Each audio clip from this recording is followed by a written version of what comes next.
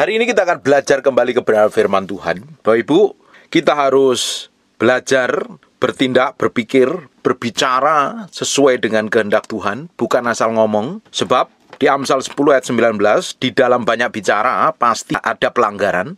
Kalau kita ini banyak ngomong yang sia-sia, ngomong karena ngikutin hawa nafsu, emosi, dan ego, hanya menunjukkan betapa kita ini tidak bisa mengendalikan diri dan betapa bodohnya kita mengumbar semua kebodohan kita dengan kata-kata yang sembrono dan sembarangan. Semakin kita kenal Tuhan, semakin kita bisa menguasai lidah bibir kita, menaklukkannya pada Kristus. Sehingga apa yang kita katakan, apa yang kita ucapkan, itu mendatangkan berkat, bukan mendatangkan kutuk seharusnya. Tapi banyak orang tidak bisa mengendalikan lidah bibirnya. Kenapa kok bisa mengendalikan lidah bibirnya? Karena dia tidak bisa menaklukkan pikirannya kepada Kristus. Kalau orang nggak bisa menaklukkan pikirannya kepada Kristus, dia cenderung ngikutin hawa nafsu dan egonya. Ada banyak orang dikuasain bibirnya oleh emosi dan amarah. Tetapi ternyata ketika semuanya sudah terjadi, kata-katanya melukain banyak orang, menyakitin banyak orang, dia sendiri juga akhirnya hidup di dalam pelanggaran dan dosa.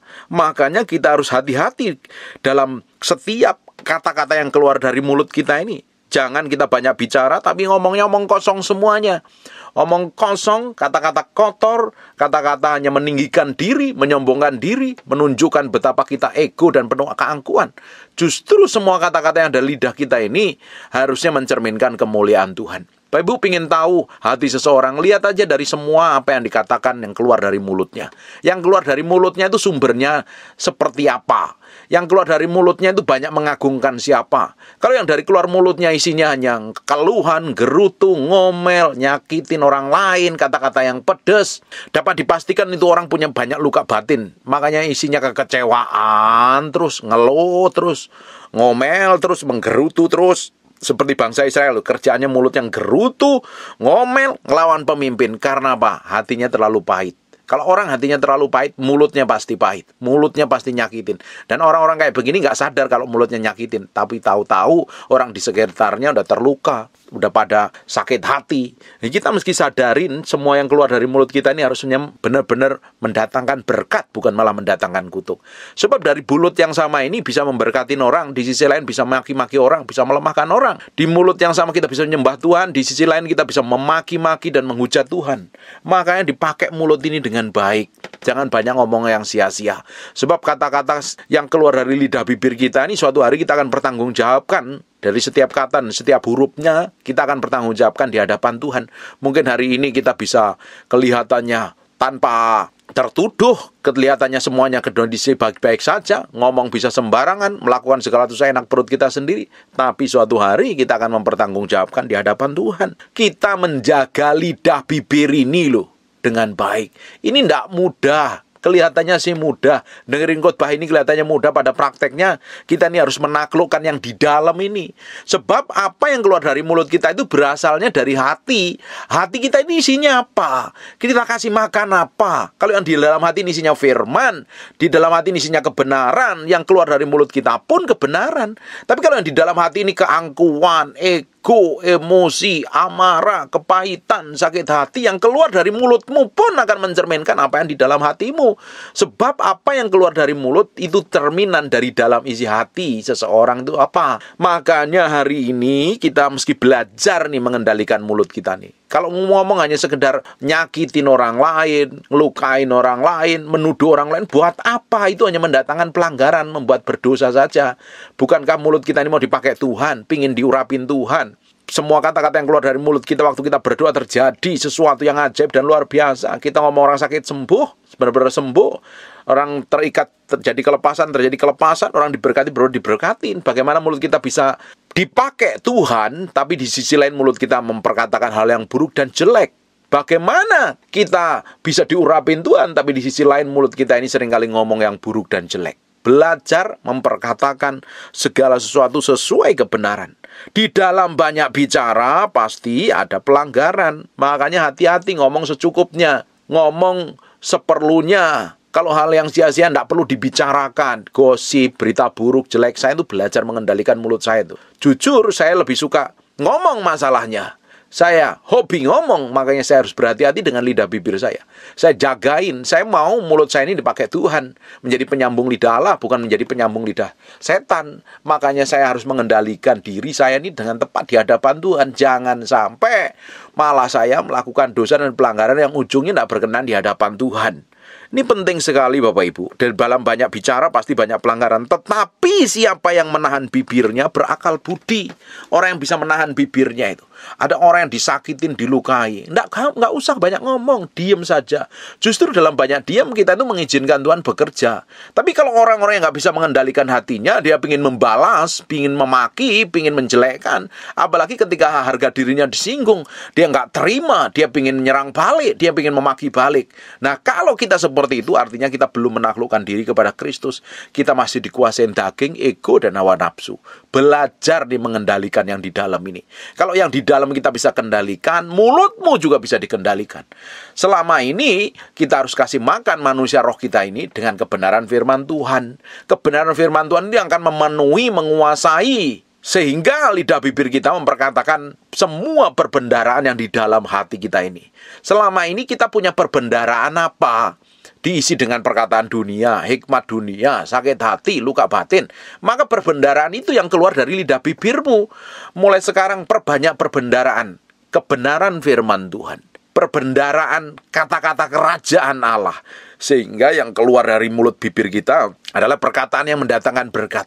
Orang itu, kata pepatah Jawa, dihargain dari apa yang diucapkannya. Ajining diri sokolati. Itu harga diri kita itu, orang kan hormatin. Itu awal mulanya kalau kita ini ngomongnya dari mulut kita ini berkata yang baik. Kalau kita yang berkata baik, ngomongnya punya tata krama, punya etika, ngomong yang membangun, bukan merendahkan, bukan memaki, bukan menyakitin, orang kan hargain diri kita. Ajining diri sokolati. Itu lati itu lidah bibirmu itu loh. Harus dijaga dengan baik, jangan sampai kita mulut yang sembarangan. Belajar menahan bibir. Kadang kita ini terpancing untuk gosip orang lain, ngomongin kelemahan orang lain, ngomongin kejelekan orang lain. Kita lupa dengan diri kita bahwa kita juga punya kejelekan, kita juga punya kelemahan. Dan jangan sampai kita ini tertipu oleh setan, kita ikut nimbrung dengan gosip, dengan berita buruk, berita yang belum ada kejelasannya, berita yang suka menghakimi, suka menuduh. Kita tuh belajar menaklukkan semua yang di dalam hati kita ini dengan benar di hadapan Tuhan. Jangan sampai kita melakukan semua yang jahat, yang tidak berkenan di hadapan Tuhan. Hanya membuat kita berdosa. Semakin kita tumbuh dewasa di dalam Kristus, kan kita semakin memiliki akal budi. Makanya kan Alkitab katakan kan, kasihilah Tuhan Allahmu dengan segenap hatimu, dengan segenap jiwamu, dengan segenap akal budimu. Ini loh, akal dan budi kita ini dipakai untuk mengasihi Tuhan. Kalau kita mengasihi Tuhan, ya akal budi kita dipakai. Makanya kita mesti ngomong sesuai dengan kebenaran firman Tuhan. Makanya ini, siapa yang menahan bibirnya juga orang yang berakal budi. Pasti dapat dipastikan. Tapi kalau orang yang ngomong sembarangan ya, itu hati-hati sekali loh. Banyak orang terluka, banyak orang tersakitin. Hidupmu gak jadi berkat, malah jadi batu sandungan. Kita lanjutkan di Amsal 12 ayat yang ke-13. Orang jahat terjerat oleh pelanggaran bibirnya. Ternyata banyak orang jahat itu terjerat dari pelanggaran bibirnya. Tetapi orang benar dapat keluar dari kesukaran. Kalau orang jahat, banyaknya terjerat dari perkataan bibirnya yang tidak benar di hadapan Tuhan. Makanya kalau mau melihat orang itu bijaksana apa tidak, kelihatan dari apa yang keluar dari bibirnya. Bisa loh orang itu ngomong ya, ngomongnya kelihatannya muluk-muluk baik, tapi kalau karakternya buruk tetap buruk kok. Karena itu tidak bisa menipu. Kata-kata kita ini itu berasal dari hati. Yang dari hati ini kan nggak bisa ditipu. Dari hati ini muncul dengan apa adanya. Makanya kalau ingin ngelihat seseorang, lihat aja dari apa yang dikatakannya. Penuh emosi, penuh sakit hati, penuh dendam, penuh luka, gampang sekali tersinggung dan gampang lagi sekali marah. Itu akan menunjukkan seperti apa dia sebenarnya. Nah, kalau kita ini penuh hikmat, pengertian, kita nggak bakalan ngomong sembarangan.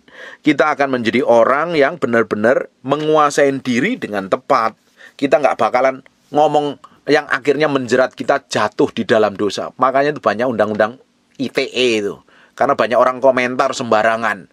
Banyak orang ngomong semaunya sendiri. Bisa memaki, menghujat, bisa mengata-ngatain, menuduh, memfitnah, dan lain sebagainya. Kita mesti belajar, jangan sampai kita terjerat karena bibir kita. Hari ini bukan bibir, banyak orang terjerat dengan jempolnya. Banyak orang komentar buruk. Stoplah. Gak usah ngomentarin buruk orang lain. Buat apa? Justru kita ini menjadi berkat kok, bukan menjadi kutuk buat orang kok. Hidup kita dipanggil untuk menjadi berkat, bukan menjadi kutuk yang kerjaannya menyakiti dan melukai hati orang. Kita menempatkan diri kita ini dengan tepat di hadapan Tuhan. Kita lanjutkan di Amsal 17 ayat yang ke-19. Siapa suka bertengkar, ini orang yang gampang bertengkar. Kenapa kok orang bertengkar? Ya gampang tersinggung, gampang kecewa, gampang sakit hati. Ini orang model yang gampang tersinggung, gampang kecewa, gampang sakit hati, gampang terluka, merasa tersakiti. Ini pasti gampang bertengkar karena dia pingin bela dirinya. Apalagi orang-orang itu pernah dilukai di masa lalu, dia bikin pagar untuk membentengi dirinya dengan namanya pertengkaran. Daripada gua diserang, daripada gua disakitin seperti yang dahulu, lebih baik gua serang balik, lebih baik gua marah, dan lain sebagainya. Siapa suka bertengkar, suka juga kepada pelanggaran. Bapak Ibu, kalau nggak suka bertengkar, ya, ngomongmu gampang ngomong jelek. Ngomong jelek sama suamimu, ngomong jelek sama anak-anakmu, ngomong jelek sama gembalamu, ngomong jelek sama orang lain, ngomong jelek sama jemaat, ngomong jelek sama bosmu, ngomong jelek sama siapapun lah. Karena kamu ujungnya pasti suka berantem. Kalau kita ini ditempatkan di satu tempat dan selalu bikin keributan, gegeran, di kantor yang baru selalu berantem dengan sesama karyawan. Kalau nggak sesama karyawan, sama bosnya berantem. Nggak cocok pindah kantor, selalu terulang lagi kejadiannya. Kalau nggak berantem sama karyawan, berantem juga sama bosnya. Akhirnya kamu pindah ke tempat manapun, kamu selalu ribut dan gegeran. Ada orang pindah satu gereja, nggak cocok dengan gambalannya, ribut, gegeran sama jemaat ribut. Terus dia pikir, wah ini nggak cocok dengan saya ini, mendingan lebih baik saya pindah lagi ke gereja. Ternyata di gereja lain ribut juga. Konflik juga dengan pemimpinnya, konflik juga dengan gembalanya, konflik juga dengan sesama yang lain. Terus-terusan. Akhirnya di dalam sisi lain kamu punya tetangga, ribut juga sama tetanggamu. Pindah rumah lagi, ribut juga sama tetanggamu. Kalau kita ini ditempatkan dimanapun, kerjaan kita hanya bikin ribut, kacau. Yang masalah itu bukan orang lain loh. Yang masalah itu diri kita. Coba dicek, dikendalikan, dikuasai, diselidikin sampai kedalaman batin. Ini mulut nih ngomongnya apa? Selama ini kalau mulutnya ngomong hanya nyakitin dan melukain, coba cek sampai kedalaman batinmu, isinya apa? Isinya kebenaran, isinya kepahitan, isinya trauma. Saya perhatikan ada orang-orang yang pernah disakitin dan trauma dan belum bisa melepaskan pengampunan. Kemana saja selalu pengen nyakitin orang lain. Karena apa? Dari dalam hatinya isinya sakit hati, isinya jengkel, isinya kemarahan, isinya luka batin. Makanya kalau ketemu siapapun selalu ngomongin nyelekit, ketus. Ini orang-orang yang gak bertobat seperti ini, biasanya akan banyak melukai banyak orang. Bapak Ibu, coba kita mau koreksi diri kita masing-masing. Kita ini sudah jadi berkat belum? Mulut kita sudah memberkati banyak orang atau malah melukain banyak orang? Kalau kita ini hanya pinter ngomong dan omongan kita ternyata menyakiti dan melukai dan meninggikan diri kita sendiri, berarti kita perlu bertobat, sadar diri. Kalau orang di sekitarmu banyak terluka dengan kata-katamu, kamu mesti bertobat. Mulutmu selama ini dipakai setan, bukan dipakai Tuhan. Mulut orang yang dipakai Tuhan itu selalu ngomong kebenaran, membangkitkan, membuat orang itu diubahkan. Ngomongnya kebenaran firman Tuhan, bukan nyakitin, ngelukai. Ada orang-orang yang terluka dan belum disembuhkan. Kamu kemanapun pergi, kamu akan ngomongin luka batinmu dan kamu akan coba nyerang orang lain, nyakitin orang lain. Karena orang yang tersakitin akan coba menyakitin orang lain. Itu banyak terjadi. Sekarang kita mau koreksi hati kita ini. Perkataan kita ini sering jadi berkat atau malah jadi kutuk. Jangan sampai kita ini malah menjadi orang yang gampang emosian, gampang marah. Karena merasa benernya sendiri, merasa pinternya sendiri. Apalagi orang yang sudah punya harta, kekayaan, jabatan, posisi, profesi yang kelihatannya terhormat. Tetapi kalau mulutmu jahat, mulutmu melukai dan menyakiti hati orang, bertobat, sadar diri dan balik sama Tuhan. Bertobat sungguh-sungguh, cari Tuhan dengan kebenarannya. Kalau enggak, mulutmu yang akan bikin problem, mulutmu akan bikin masalah, bikin pelanggaran. Kalau engkau bikin pelanggaran, artinya engkau bikin dosa. kasih karunia Tuhan akan menjauh dari hidup. Siapa suka bertengkar, suka juga kepada pelanggaran. Ya jelas saja. Kenapa kau suka pelanggaran? Melawan terus, melawan orang lain. Nggak sesuai dengan dirinya, dia marah, dia emosi, dia nyerang balik, dia merendahkan, dia melakukan banyak hal yang menyakiti dan melukai orang lain. Artinya, hatinya itu busuk dan jahat, ya harus bertobat. Pelanggaran itu artinya melanggar kebenaran firman Tuhan. Kalau melanggar kebenaran firman Tuhan, ya namanya dosa. Dosa adalah pelanggaran terhadap kebenaran firman Tuhan. Nah, kalau kita melanggar kebenaran firman Tuhan, hubunganmu dengan Tuhan putus. Tidak heran orang-orang model kayak begini tambah hari tambah jahat. Makanya harus bertobat, sadar diri, balik sama Tuhan. Balik sama Tuhan. Hanya orang yang bertobat, orang bertobat itu sadar diri bahwa ada kelemahan, ada pelanggaran. Banyak orang nggak sadar dirinya punya kelemahan. Banyak orang nggak sadar dirinya sudah menyakitin banyak orang. Hari ini dengar firman ini, koreksi hati, sadar diri. Selama ini kata-kataku melukain orang, apa tidak? Memberkatin orang, apa tidak? Atau menjadi batu sandungan. Coba tanya pasangan hidupmu yang sudah menikah. Kalau yang belum nikah, tanya orang tuamu, kata-katamu itu selama ini menjadi berkat apa tidak? Orang yang di sekitarmu itu terberkati atau malah tersakitin? Kalau banyak tersakitin, itu artinya engkau perlu bertobat sungguh-sungguh. Hatimu masih banyak kejahatan.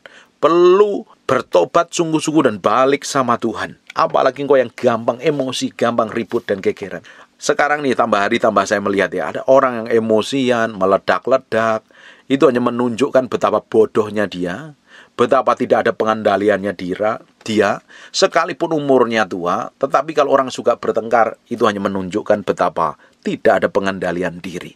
Seperti anak-anak yang rebutan permen, gak bisa mengendalikan diri karena yang dipikirin egonya, hawa nafsunya, emosinya, tanpa pernah memikirin bagaimana saya menjadi berkat bagi banyak orang. Amin. Siapa suka bertengkar, suka juga kepada pelanggaran. Siapa memewahkan pintunya, mencari kehancuran. Di Amsal 19 ayat yang ke-11, akal budi membuat seseorang panjang sabar, dan orang itu dipuji karena memaafkan pelanggaran. Ternyata ya, orang yang memiliki pengendalian diri, orang yang bisa menempatkan dirinya dengan tepat, menguasai hatinya dengan tepat, itu adalah orang yang suatu hari akan dapat dipuji.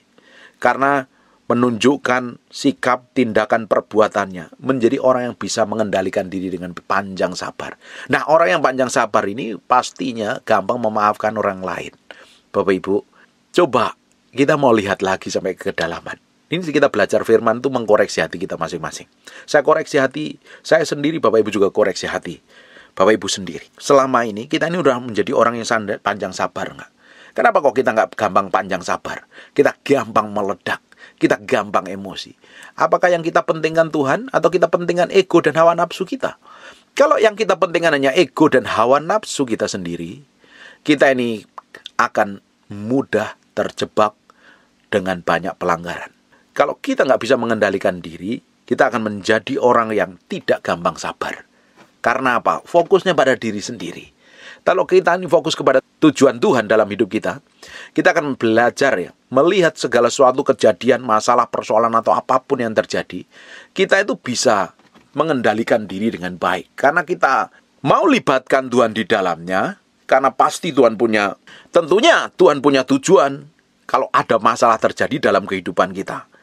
Makanya kita harus belajar mengendalikan diri dengan baik. Memiliki akal budi itu bisa menguasai diri itu loh. Menguasai mulut, menguasai emosi, menguasai perasaan, menguasai hati dengan baik. Kalau kita ini bisa menguasai hati, kita bisa memiliki sifat yang panjang sabar. Ketika ada orang bikin kesalahan, kita nggak buru-buru marah.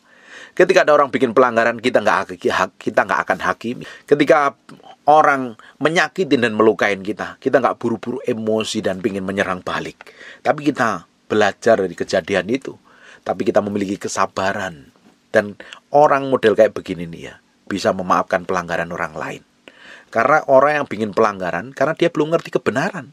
Kalau orang itu sudah ngerti kebenaran, dia nggak bahkan bikin pelanggaran.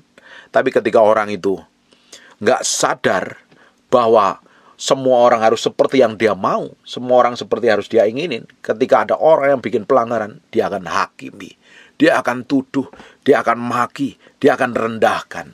Lalu bagaimana kita bisa jadi berkat? Bapak Ibu, kalau hidup kita dipanggil ingin jadi berkat, real benar-benar menjadi berkat, kita harus menaklukkan diri kita ini kepada kebenaran firman Tuhan. Kita bisa menguasai hati ini dengan tepat di hadapan Tuhan. Kita bisa mengendalikan diri kita dengan tepat di hadapan Tuhan. Kalau kita bisa mengendalikan diri kita dengan tepat di hadapan Tuhan, hidupmu kemanapun akan memberkati banyak orang. Orang akan senang dengan semua tindakan, sikap, dan perbuatanmu. Tapi kalau kamu kerjaannya nyakitin, ketus, mulutnya jahat, orang gak bakalan senang. Dan kau akan gampang menjadi orang yang kepahitan. Bapak Ibu, kita ini harus belajar ya, melepaskan semua masa lalu kita yang pernah melukai hati kita. Kalau kita nggak bisa melupakan masa lalu yang mengelukai hati kita, itu jadi trauma. Kita susah memaafkan pelanggaran orang lain. Kita susah mengampuni kesalahan orang lain. Kita selalu ingat-ingat. Kalau kita selalu ingat-ingat kesalahan orang lain, kita ingat-ingat pelanggaran orang lain, kita sendiri yang rugi sebenarnya. Kita memberi celah setan untuk menguasai hidup kita. Akhirnya apa? Hidup kita penuh luka, hidup kita penuh sakit hati, kita penuh luka batin. Hidup kita selalu menjadi batu sandungan bagi banyak orang. Sekarang semua orang yang pernah dilukain pasanganmu, disakitin pasangan, atau dianatin orang lain, atau diperlakukan buruk orang lain, lepaskan pengampunan. Kalau mereka ngerti kebenaran, dia nggak akan melakukan seperti itu. Karena mereka belum ngerti kebenaran, makanya dia melakukan seperti itu. Sama seperti kita dulu, sebelum kita ngerti kebenaran, kita melakukan banyak pelanggaran dan dosa di hadapan Tuhan. Tetapi setelah kita ngerti kebenaran, kan kita nggak mau melakukan dosa dan pelanggaran lagi. Kita nggak mau nyakitin hati Tuhan. Makanya ada orang-orang tertentu yang selalu nyakitin, mulutnya jahat, kelakuannya buruk. Justru kita itu suruh mengampuni, mendoakan, memberkatin supaya mata hati orang yang menyakiti dan melukai itu dibukakan Tuhan. Dia bisa bertobat. Jangan kita malah terpancing emosi, marah, pengen balas dendam.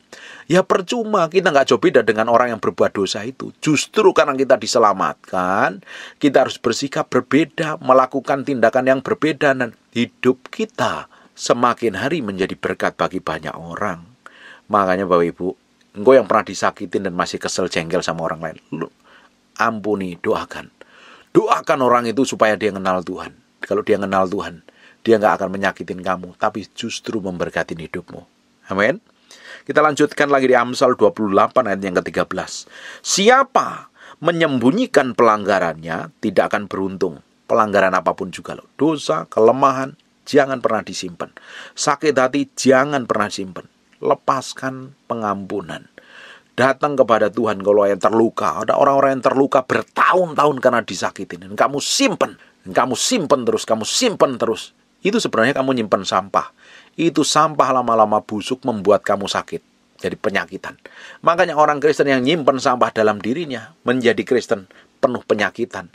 Tidak heran mulutnya sadis, mulutnya kejem, mulutnya nyakitin. Semua sampah dalam dirimu harus diserahkan sama Tuhan. Biar Tuhan yang bersih, yang sanggup membersihkan semua sampah kekotoran dalam diri kita itu hanya darah Yesus, Bapak Ibu. Makanya akuin dosamu, akuin pelanggaranmu, bertobat balik sama Tuhan, kejar Tuhan sungguh-sungguh. Biar semakin hari semakin hidup kita itu bisa mengendalikan diri dan menyenangkan hati Tuhan. Bukankah yang kita kejar hari ini adalah perkenanan Tuhan? Bukankah yang kita kejar hari ini kita didapatin menjadi orang yang berkenan di hadapan Tuhan, seperti yang kita pelajari di kitab Ester kemarin. Makanya kalau ada dosa dan pelanggaran, diakuin di hadapan Tuhan. Biar hidup kita akan menjadi berkat bagi banyak orang.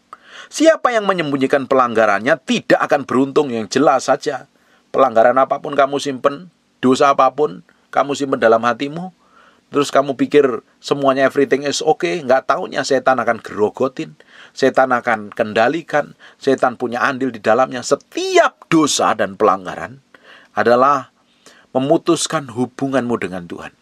Kecuali engkau bertobat balik sama Tuhan, akuin dosa dan pelanggaranmu, baru hubunganmu dengan Tuhan dipulihkan. Banyak orang nggak sadar dengan kejadian ini. Dia bertindak semaunya sendiri, bersikap seenak perutnya sendiri, berjalan maunya sendiri. Dan ternyata ujung hidupmu bukan malah baik loh. Ujung hidupmu malah kacau dan berantakan. Hari ini sadar diri, bertobat dan balik sama Tuhan. Jangan sembunyikan dosa dan pelanggaran. Bapak Ibu, kita bisa menyembunyikan dosa dan pelanggaran di depan istri kita, di depan gembala kita, di depan jemaat kita. Tapi kita nggak bisa menyembunyikan dosa dan pelanggaran yang di dalam hati ini di hadapan Tuhan. Tuhan tuh menyelidiki sampai kedalaman batin kita kok. Kita harus bisa benar-benar bertobat dan sungguh-sungguh. Bagaimana mungkin kita menjadi penyambung lidah Allah, tapi kita menyembunyikan pelanggaran dan dosa. Kalau kita mengakuinya di hadapan Tuhan, Tuhan akan ubah kutuk itu jadi berkat. Makanya, siapa menyembunyikan pelanggarannya tidak akan beruntung. Tetapi siapa mengakuinya dan meninggalkannya akan disayangi. Makanya orang yang masih simpen terus-terusan trauma masa lalu, engkau bukannya diberkatin, malah engkau menjadi batu sandungan bagi banyak orang. Orang yang pernah trauma masa lalu yang belum dibereskan. Orang yang kecewa dengan siapapun di masa lalu. Mungkin kecewa dengan gembalamu, kecewa dengan pendetamu, kecewa dengan suamimu, kecewa dengan istrimu, kecewa dengan siapapun juga. Kalau itu belum diberesin di hadapan Tuhan, engkau gak akan mengalami hal yang membuat engkau beruntung. Malah engkau mengalami hal yang merugikan dirimu. Karena kamu simpen sampah. Kamu menyimpan hal yang tidak benar. Lepaskan hari ini. Lepaskan pengampunan. Doain orang yang menyakitimu. Minta kekuatan Roh Kudus. Minta kekuatan Roh Kudus. Kalau engkau belum bisa melakukan itu, konseling dengan gembalamu. Minta didoakan. Minta dibimbing. Biar diajarin kebenaran. Minta dimentorin. Supaya hidupmu tuh ngalami kemenangan. Masa kamu simpen luka batin yang dari umur 15 tahun, sekarang kamu umur 50-an tahun. Buat apa? Nggak ada gunanya. Dengerin baik-baik Bapak Ibu. Hidup kita bukan ditentukan karena masa lalu kita loh. Hidup kita ditentukan oleh masa depan kita. Dan keputusan kita hari ini akan menentukan masa depan kita. Masa lalu tinggal sejarah. Hari yang kemarin sudah tidak berguna lagi. Kita fokus ke depannya. Dan mulai hari ini, fokus ke depan kamu jalan sama Tuhan. Hidup dalam kebenaran. Hidup dalam kesetiaan. Hidup takut akan Tuhan. Hidup dalam kekudusan. Itu yang akan membuat engkau akan mengalami banyak hal. Breakthrough dan terobosan. Hidupmu akan menikmati berkat. Makanya apa saja yang dikerjakan tanganmu, Tuhan akan berhasil. Perjalananmu akan berhasil dan beruntung. Dan nama Tuhan tentunya akan dipermuliakan atas hidupmu. Orang-orang kayak begini ini pasti akan disayangin Tuhan. Bapak Ibu, kemarin kita pelajarin kitab Yunus. Orang-orang Niniwe sadar diri, bertobat dari pelanggarannya. Bertobat dari semua kejahatannya. Tuhan mau kirimkan murka nggak jadi. Akhirnya Tuhan sayangin loh. Semua dosa dan pelanggaran itu memutuskan hubungan kita dengan Tuhan. Kita akuin di hadapan Tuhan. Di 1 Yohanes 1 ayat 9, Allah setia dan adil. Kalau kita mengaku dosa, Dia adalah setia dan adil. Dia akan mengampuni dosa dan pelanggaran kita. Kita diubahkan lagi menjadi serupa segambar dengan Dia. Tuhan akan menyayangin kita. Kasih setianya masih tersedia sampai hari ini. Tuhan menunggu di depan pintu, ketok hatimu setiap hari untuk engkau bertobat dan menerima Dia masuk dalam hatimu. Amin. Kita lanjutkan kembali. Di Amsal 29 ayat yang ke-6. Orang yang jahat terjerat oleh pelanggarannya. Orang jahat itu terjerat oleh pelanggarannya. Makanya sadarin. Semua tindakan kita ini, keputusan kita ini sesuai dengan kehendak Tuhan apa tidak. Kita mau libatkan Tuhan dalam segala hal. Kita mau libatkan Tuhan waktu kita mau ngambil keputusan, waktu kita mau bertindak, waktu kita mau berbicara. Jangan sampai kita ini melakukan segala sesuatu dan akhirnya kita terjerat. Karena kita udah tahu itu dosa dan kita tetap lakukan, akhirnya menjerat kita. Makanya kita meski hidup murni di hadapan Tuhan. Jangan tutupi semua dosa dan pelanggaranmu. Jangan kita menipu, hidup dengan kepalsuan, hidup dengan motivasi jahat. Terus tetap kita kelihatannya baik, ujungnya akan menjerat. Semua pelanggaran, semua kejahatan yang di dalam diri kita ini akan menjerat kita. Karena upah dosa itu tetap maut, upah pelanggaran itu tetap ada. Makanya lebih baik kita memiliki sikap hati yang benar di hadapan Tuhan. Jangan sampai kita terjerat karena kita melakukan kejahatan. Ujungnya membuat kita berdosa di hadapan Tuhan. Bapak Ibu, semua tindakan, sikap, dan perbuatan kita ini harus setiap hari berjalan dari waktu ke waktu sesuai dengan kehendak Tuhan. Semakin kita kenal Tuhan, semakin kita ngerti kebenaran, kita semakin bersikap hati-hati. Kita nggak mau bertindak sembarangan, kita nggak mau bertindak sembrono. Libatkan Tuhan. Kalau Bapak Ibu belum ada damai sejahtera, masih ragu-ragu, bawa di dalam doa. Jangan ngambil keputusan waktu kalau Bapak Ibu sedang emosi, sedang marah, sedang pikirannya kacau dan berantakan. Tenang dulu, bawa di dalam doa. Kalau kita udah tenang, berdoa baru ngambil keputusan. Tidak sekedar ngambil keputusan, ditimbang dulu. Ini kira-kira berkenan di hadapan Tuhan apa tidak. Jangan sampai Ujungnya nanti kita akhirnya terjerat karena keputusan kita yang salah, karena keputusan kita yang tidak sesuai dengan kebenaran firman Tuhan. Percuma dan sia-sia. Kita mau belajar dari semua kejadian yang pernah kita lakukan yang salah di masa lalu itu sebagai guru yang baik. Kita belajar semakin hari semakin kita didapati menjadi orang-orang yang mengasihi Tuhan, semakin didapati menjadi orang-orang yang berjalan sesuai dengan ketepatan ilahi, bukan menjadi orang yang sembrono dan sembarangan. Bapak Ibu, tindakanmu hari ini akan menentukan masa depanmu itu seperti apa di hadapan Tuhan. Kita mau libatkan Tuhan dalam segala hal. Kita mau izinkan Tuhan bertindak, mengambil alih dari semua keputusan yang kita perbuat. Makanya orang yang dipimpin Roh itu orang yang memberi hatinya, pikirannya, perasaannya, kemauannya untuk Tuhan. Kita libatkan Tuhan di dalamnya. Kita nggak bisa melibatkan Tuhan di dalam kalau kita nggak menaklukkan diri kepada firman. Orang hari ini, orang kita hidup hari ini itu, hidup kita ini untuk Kristus. Kristus yang bertahta, berkuasa, yang memerintah di dalam hati kita. Jadi kita itu melakukan segala sesuatu seperti yang Tuhan mau dan Tuhan inginkan. Hidupku bukan aku lagi, tetapi Kristus yang di dalam aku. Jadi kita melakukan semua apa yang Tuhan kehendaki dalam kehidupan kita. Kalau kita jalan ngikut pimpinan Roh Kudus, akhirnya hidup kita itu akan menjadi berkat bagi banyak orang. Tapi kalau kita ngikutin keinginan daging dan hawa nafsu kita, hidup kita akan hancur dan menjadi batu sandungan bagi banyak orang. Nah, menaklukkan diri ini perlu kita bangun setiap hari dengan Tuhan.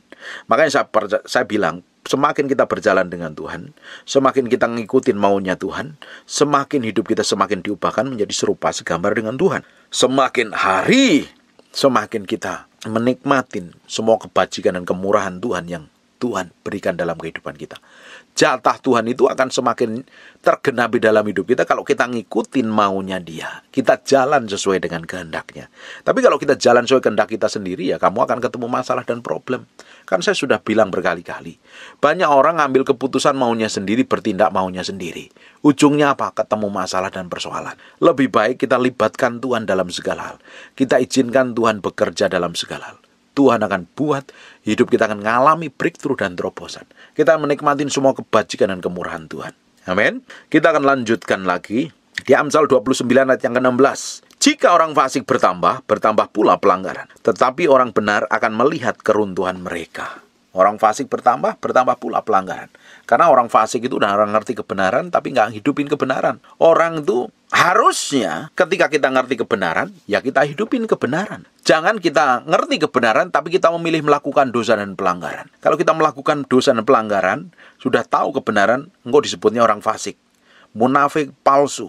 Kristenmu hanya Kristen fisik doang, tapi di dalamnya remuk, bejat, rusak, dan berantakan. Kalau orang yang hidupnya benar di hadapan Tuhan itu menaklukkan hidupnya, pikirannya, perasaannya sama Tuhan, baru hidup kita memberi dampak yang berbeda. Tapi kalau orang fasik, ngikutin egonya, ngikutin hawa nafsunya, sekalipun firman Tuhan ngomong apa, dia nggak ikutin, karena lebih mementingkan kepentingan dirinya, kepentingan hawa nafsunya. Semakin orang seperti ini tambah banyak, maka banyak pelanggaran juga. Nah, kita sebagai orang benar, jangan ikut nimbrung.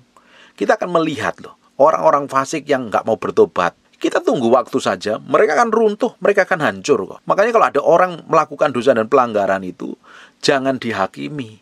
Justru kita doakan, supaya kasih karunia turun, dia bertobat. Memang ada orang-orang tertentu, kita perlu tegur. Kalau kita diberi otoritas Tuhan untuk negur, untuk menasihatin, ya tegur dan nasihatin. Diomongin kebenaran. Dan tidak semua pelanggaran orang Tuhan izinkan kita nimbrung di dalamnya. Makanya kita mesti tahu porsi kita di hadapan Tuhan. Ada bagian yang Tuhan izinkan terjadi dalam hidup kita ini untuk memberkatin, untuk menegur, untuk menasihatin mungkin orang-orang fasik di sekitar hidupmu. Tapi tidak semua orang fasik kamu harus tegur dan hakimi, percuma dan sia-sia. Makanya kita harus bisa menempatkan diri porsi kita di hadapan Tuhan itu dengan tepat. Jangan selalu nimbrung dengan semua masalah orang. Ruwet nanti masalahmu. Karena nggak semua orang itu kita perlu konselingin, kita perlu tegur dan nasihatin. Kita tuh tanya Tuhan. Nanti ya Tuhan kirim bagian-bagian yang menjadi bagian kita. Ya, saya sadar diri nggak semua orang harus saya konselingin. Bisa cepat mati muda saya kalau ngurusin masalah semua orang. Ada Tuhan kirim orang-orang tertentu yang perlu saya konselingin, perlu saya muridin, perlu saya mentorin, perlu saya didik, perlu saya doain.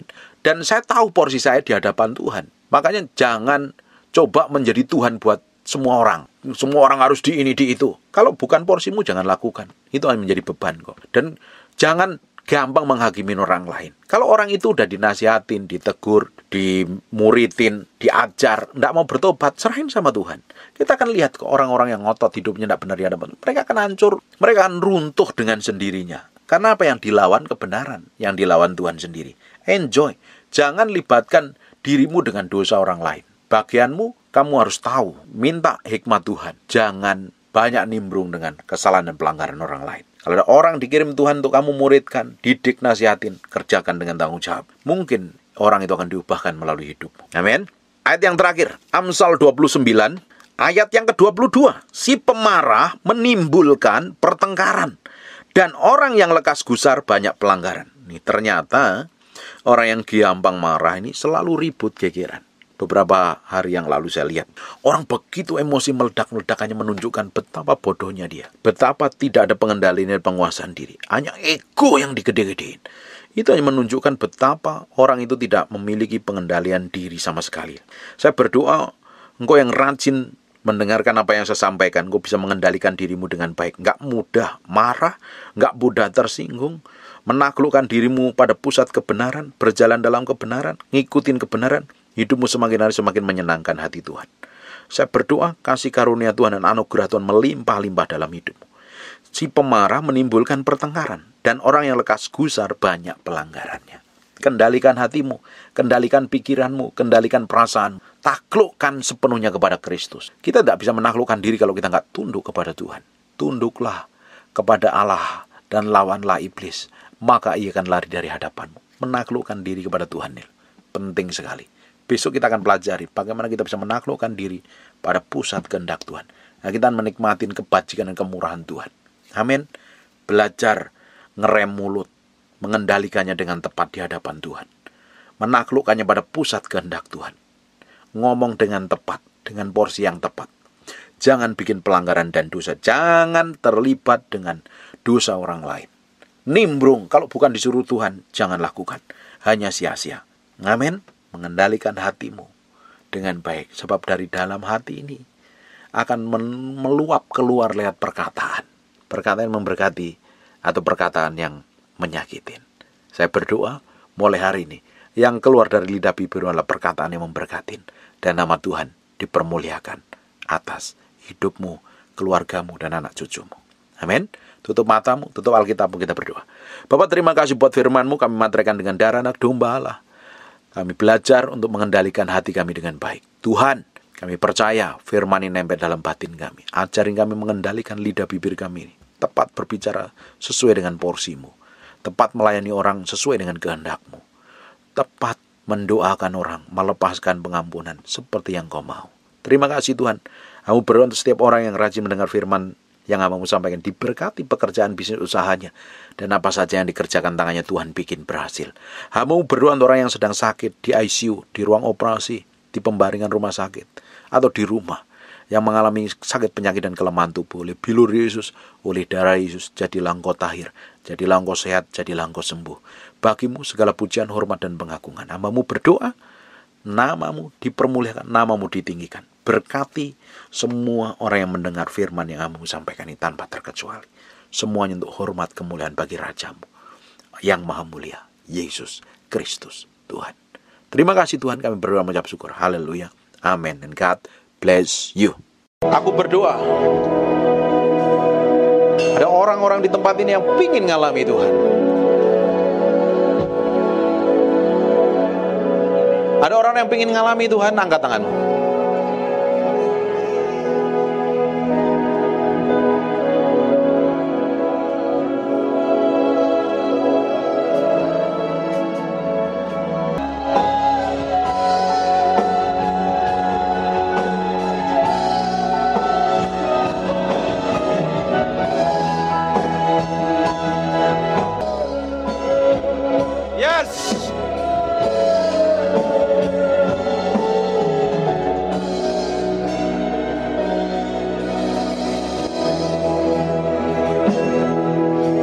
Buka tanganmu berdua. Saya mau berdoa. Tutup matamu, fokus sama Tuhan. Saya mau hitung 1 sampai 3 ya. Nanti ada orang-orang yang akan ngerasain hadirat Tuhan begitu kuat. Terus semakin kuat. Ini bagianmu, bukan urusanku. Ini bagianmu, bukan urusanku. Ada kuasa Tuhan yang hadir dalam ruangan ini begitu kuat.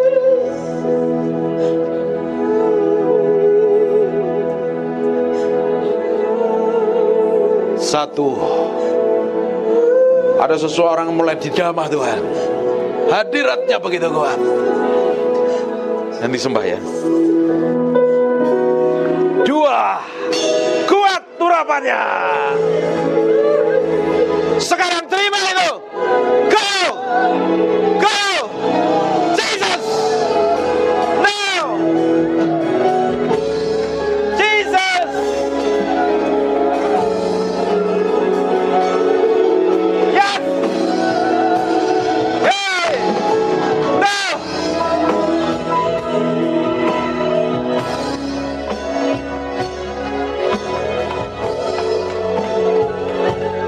Jesus name. Go. Will. Do it.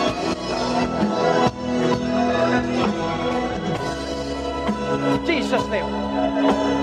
Pengurapan mau turun. Now. Go. Jesus name. Jesus name. Tuhan. Will. Berdui. Jesus name. Enamose, si enamore, ini mini ananalama. Yes, urapanmu turun dalam ruangan ini. Karabakenebe, go.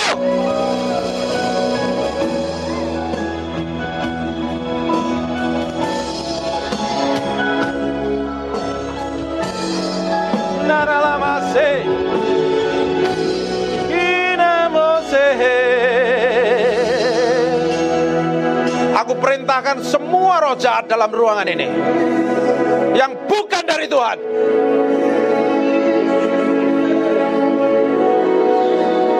yang roh bukan dari Tuhan.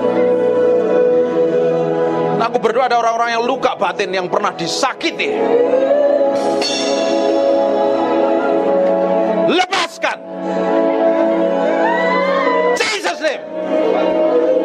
Go.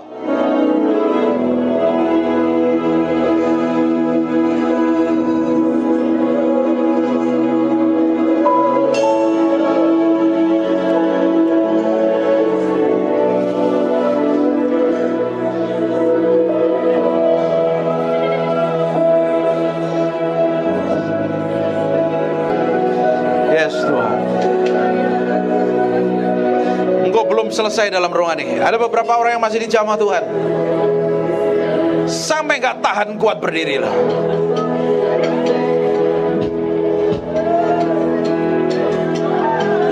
Nalamoso sini mianamo binamo senalamore hirianama. Breathe upon me, breath of God. Pengen nyembah terus kan? Tahu gak? Pengen nyembah terus kan? Enak kan hadiratnya? Bawa pulang hadirat ini. Lakukan setiap hari di kamar doamu. Lakukan di kamar doamu. Ada waktu senggang, bangun keintiman dengan Tuhan. Urapannya akan semakin tebal memenuhi hidupmu loh. Amin. Saya mau melihat ada perubahan besar terjadi dalam ruangan ini. Apapun persoalannya, apapun masalahnya, kalau ada orang-orang yang haus dan lapar nyembah Tuhan, di mana Tuhan ditinggikan, Dia akan manifestasikan kuasanya. Dengerin baik-baik. Ada beberapa orang masih rasanya pengen tutup mata dan nyembah Tuhan, dan ini harus selesai. Kalau nggak saya diomelin. Diomelin nanti. Kan waktunya udah selesai. Dengerin baik-baik ya. semakin hari kamu lakukan setiap hari di kamar doamu, kuasanya semakin real dan nyata. Semakin bangun keintiman pribadinya semakin nyata. Dia real menyertaimu. Dia bukan Tuhan yang seperti kamu bayangin main kecapi di surga, ambil duduk di kursi goyang liatin, ngapain anak goyang. Enggak. Dia menyertai, this real, berjalan bersamamu. Bahkan kamu ngomong pun disertai, kamu nyembah Tuhan disertai, deal bisnis dengan orang pun akan disertai Tuhan. Kemanapun kau pergi, kuasanya semakin nyata. Dan waktu kamu nyembah Tuhan setiap hari, seperti come breathe upon me, seperti Tuhan hembuskan nafasnya dalam hidup, dan kau bisa bersembunyi dalam hadirat-Nya. Come breathe upon me. Ketika Tuhan hembuskan nafasnya dalam hidupmu, Roh-Nya memenuhi hidupmu, Roh Kudus menyertaimu semakin nyata. Salib mahen, mulutmu menyembah Tuhan, tanganmu memugungkan namanya. Dan waktu kamu ngadapin masalah, engkau bersembunyi dalam hadirat-Nya. Ketika ada roh nyakit tidak melukain kamu, kamu tetap berjalan dalam kasih, gak kesel, gak jengkel, gak ngamuan, gak ngototan. Baru kamu bisa, Jesus I adore, Jesus I adore your holy name. Tuhan berkati Bapak Ibu semuanya.